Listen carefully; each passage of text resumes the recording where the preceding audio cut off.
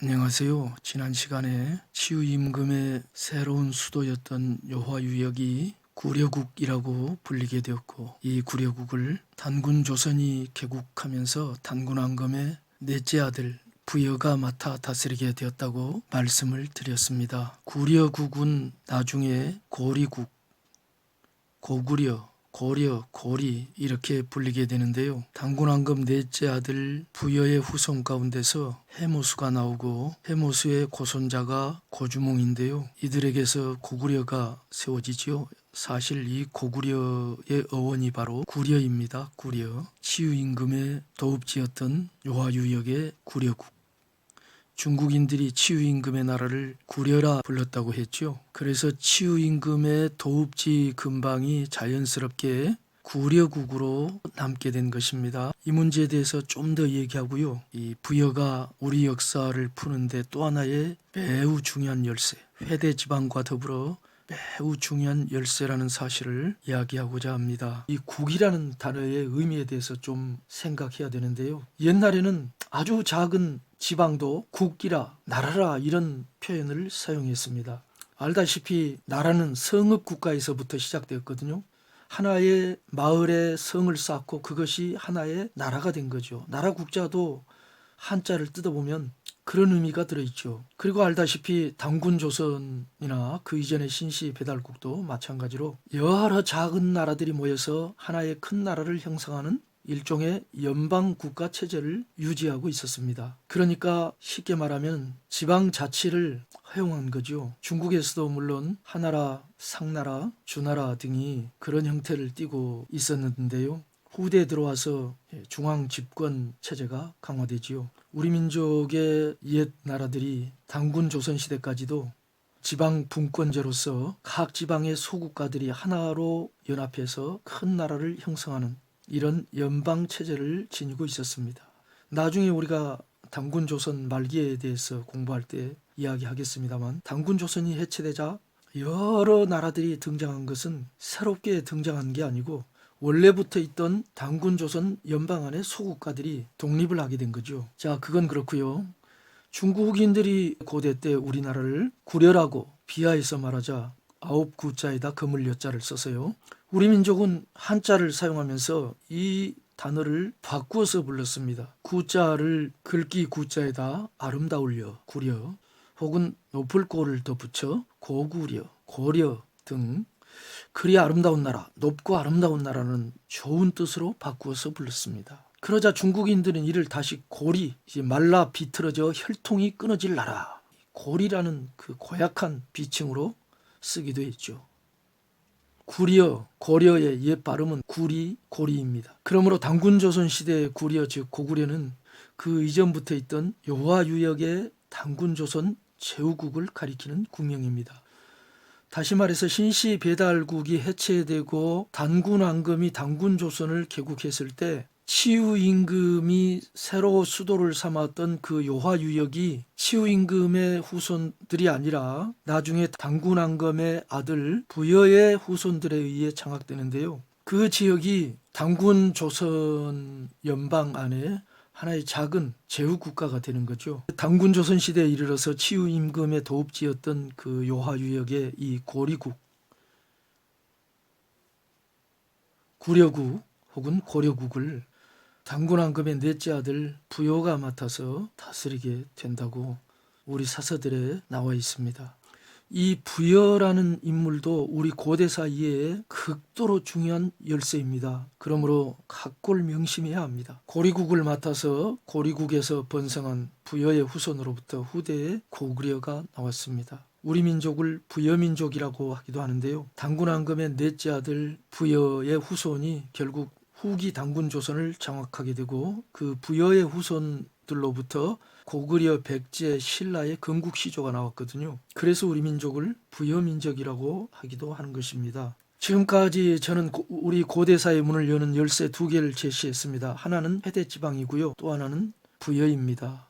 나중에 이 부여에 대해서는 더 많은 이야기를 하게 될 거예요. 단군조선 후대 이후의 역사가 다 부여의 후손들의 역사, 부여민족의 역사가 되거든요. 그리고 세 번째로 또 하나의 열쇠가 있는데요. 이것이 이 세 가지 열쇠 중 가장 중요합니다. 다음 장에서 바로 이 키를 다루겠는데요. 그것은 바로 신교, 우리 민족 상고시대의 전통 종교입니다. 회대지방, 부여, 신교. 오늘날 우리 한국 사회에서 이 단어들을 그다지 중요시하지 않는 것 같습니다. 그러나 내가 볼 때는요, 우리 민족의 특별히 고대사의 문을 열 수 있는 열쇠가 바로 여기에 있습니다. 신교에 관한 이야기로 나아가기 전에 마지막으로 우리 민족의 뿌리인 환국과 신시배달국의 역사적 실존에 관해서 몇 가지만 더 생각해 보도록 하겠습니다. 원동중의 삼성기는 우리 민족 최초의 나라 환국의 넓이가 남북 5만 리 2만 킬로미터, 동서 2만 리 8천 킬로미터라고 기술하고 있는데요. 그리고 한국이 12연방으로 구성되어 있었다고 말합니다. 참고로 남극에서 북극까지의 지표면 직선거리가 5만 리입니다. 그러면 우리 민족의 한국이 그렇게 넓었던가요? 이런 터무니없는 것 같은 기록 때문에 이런 책들이 이제 위소로 치부되고 있는데요. 내가 볼 때는 이 원동중은 중국의 진서 사이전에 다음과 같은 기록을 참조했을 가능성이 높습니다. 거기에 보면 이런 말이 나와요. 비리국은 숙신의 서북에 있는데 말을 타고 갈 때 200일이 걸린다. 말을 타고 하루 가는 거리가 100리거든요. 200일 걸린다는 것은 2만리라는 뜻이에요. 양웅국은 비리국에서 말을 타고 50일 걸린다. 구막항국은 양웅국에서 100일 걸린다. 일궁국은 구막항국에서 150일이 걸린다. 도합하면 숙신으로부터 5만열이다.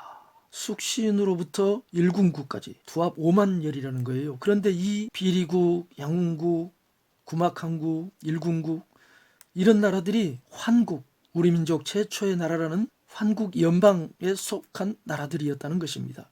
그래서 원동중이 이 기록을 참조해서 남북의 길이가 5만리다. 500일 걸리면 5만리잖아요. 이렇게 기록했을 가능성이 대단히 높습니다. 단군조선시대와 그 이후에도 한국 12연방의 일부 나라들이 단군조선과 교류를 가진 것으로 나타납니다. 수미리국과 양훈국, 우루국이 단군세기 15세 버름임금 기사에 일궁국과 양훈국이 21세 소태임금조에 수미리국, 양훈국, 구다천국이 27세 두밀당군 치세 그리고 북부여기 북부여 3세 고해사임금 제2서기전 169년부터 121년까지 고해사임금의 사적에서 일군국이 등장합니다. 그렇다면 이들 환국 12연방의 나라들이 서기전 17세기부터 진서의 연대인 서기 3세기 전후까지 약 2000년 동안 동일하게 등장하고 있는 셈이죠.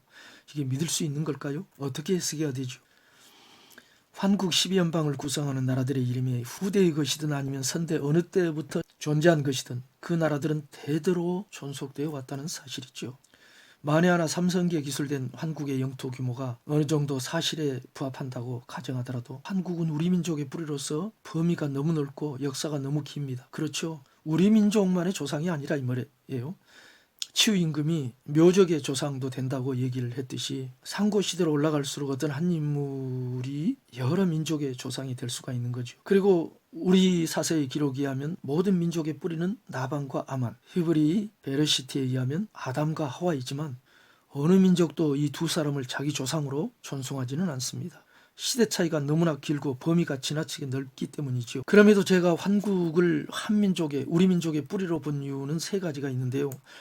우리의 옛 사서들이 한결같이 환국을 우리 민족의 시조로 보았기 때문입니다. 두 번째로는 앞서 말했듯이 우리 민족을 지칭하는 코리아의 어원이 구한에서부터 출발했기 때문입니다. 구한을 중국인들이 구려라고 바꾸어 불렀고 구려가 고려, 코리아로 이렇게 전해졌기 때문입니다. 세 번째로는 환국이 인류 대홍수 이전이나 이후에 우리 민족의 대대의 고토인 백두산 이북에 세워진 나라였을 개연성이 큰 까닭도 있습니다. 네 번째로 서기전에 기원전의 고대 우리나라 인물들이 환국을 우리의 뿌리로 인정하고 있습니다. 나아가서 신시배달국은 삼성기와 태백일사의 기록 외에 삼국유사에도 신화, 단군신화 형태로 등장합니다. 물론 이 신화는 분명한 역사적 근거를 가지고 있죠. 신화에 내재된 역사를 밝히기 위해서는 탈신화화, 신화를 벗겨내는 작업이 필요합니다. 이 설화에서 후대인들에 의해 하늘 임금으로 신격화된 환인에게는 자신을 포함해 9형제가 있었죠. 태백일사 오제본기에 나오는 이야기인데요. 그의 조상이 누구인가도 부도지는 밝히고 있습니다. 그리고 이 신화에서 웅족은 곰으로 오해되고 호족은 호랑이로 잘못 전달되었죠. 신화가 역사를 부인하는 것은 아닙니다. 단군 신화 때문에 단군 조선이 없어지는 게 아니에요. 중국의 사서들은 단군 조선을 여러 차례 언급하고 있습니다. 우리 사서들은 단군 조선 역대 제왕들의 연대와 사건을 편년체로 상세히 서술하고 있죠. 마찬가지로 신시배달국의 환웅신화가 환웅임금과 신시배달국의 실존을 무효화하는 것은 아닙니다. 우리 민족을 배달의 민족이라고 하는데 배달의 민족이라는 말이 어느 날 갑자기 누군가에 의해서 창조된 말이 아닙니다. 고대로부터 대대로 전해 내려온 말이죠. 고구려 시조 고주문과 신라 시조 박혁거세의 난생설화가 있는데요. 그 난생설화가 고구려 역사와 신라 역사를 설화와 야담, 신화 수준으로 격화시키지 않습니다. 그것과 마찬가지죠. 신시배달국이나 한국도 똑같습니다. 우리는 한국부터 신시배달국까지의 역사를 까마득한 옛날의 신화적 이야기로 치부해서는 결코 안 됩니다. 이것은 역사를 공부하는 이의 정직한 자세, 역사 연구에는 열린 마음이 가장 중요합니다. 불과 5, 6천 년 전의 이야기도 믿지 않으려는 것이 오늘의 현실인데, 만일 지금부터 3만 년이 지난 후에 누군가가 수많은 복사 과정을 거쳐 겨우 전승된 고대의 희귀본에 의해 3만 년 전의 대한민국 역사를 역설한다면 그 시대 사람들은 뭐라고 말할까요? 아마 다음과 같이 말하지 않을까요? 제발 신화를 역사로 착각하지 마라. 어떻게 그런 엉터리 위서 신화로 역사를 논한단 말이냐. 3만 년 전 한반도라면, 지금부터 3만 년 후의 사람이 하는 말입니다. 3만 년 전 한반도라면 땅을 파고 움막집에 기거하면서 구부정한 모습으로 손에는 석촉이 박힌 목창을 들고 나뭇잎을 엮어 치부만을 겨우 가린 채 추워서 어떻게 살았는지 몰라 반인간 반원숭이처럼 살면서 산으로 사냥을 하러 다니던 때인데, 무슨 얼어 죽을, 얼어 죽죠. 그렇게 살면 무슨 얼어 죽을 고대 문명이 있었고 세계 으뜸 가는 대한민국이라는 나라가 있었단 말이냐. 이 말을 들은 친구가 목소리를 높여서 대꾸합니다. 아니라고, 아이고 이 가슴아, 이 책을 보라고. 그가 책을 펼치면서 입에 침을 튀기며 대한민국의 문명에 대해서 얘기를 합니다.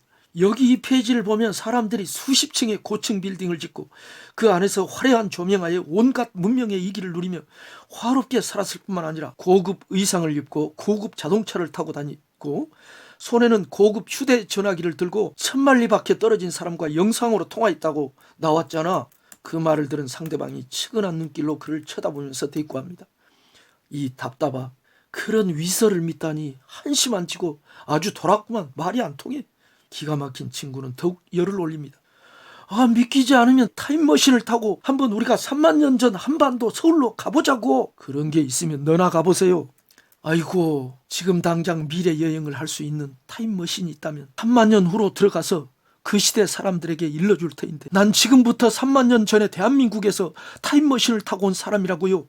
자기 세상, 자기 시대밖에 모르는 근시안의 우리 인간이 얼마나 어리석고 한심한가. 성경에 나와 있는 얘기인데요. 신에게는 1000년이 하룻밤의 경점과도 같고 하루와도 같다고 합니다. 우리 인간이 보기에는 5000년, 6000년, 7000년, 8000년, 9000년, 요한문명 9000년, 1만년까지 거슬러 올라가는데요. 그때가 까마득한 옛날처럼 생각되지만요, 신의 눈에는 그저 하루 이틀 그 정도로밖에 생각이 안 된다는 거죠. 우리 인간의 수명이 100년도 안 돼서 그렇죠. 만일 우리 인간의 수명이 1만 년이라고 가정해 봅시다. 그러면은 9000살 먹은 사람이 자기 100세 때의 이야기를 할 때 까마득한 옛날이라고 그럴까요? 그렇게 말할 수도 있겠죠, 물론. 그러나 내가 100살 먹었을 때가 엊그제 같은데 벌써 9000살이 되었다, 이렇게 말하지 않을까요? 오늘날도 마찬가지죠. 90살, 100살 잡수신 어르신들에게 여쭤보세요. 10살, 20살 때가 까마득한 옛날이라고 생각되는지 엊그제라고 다 말해요. 감사합니다.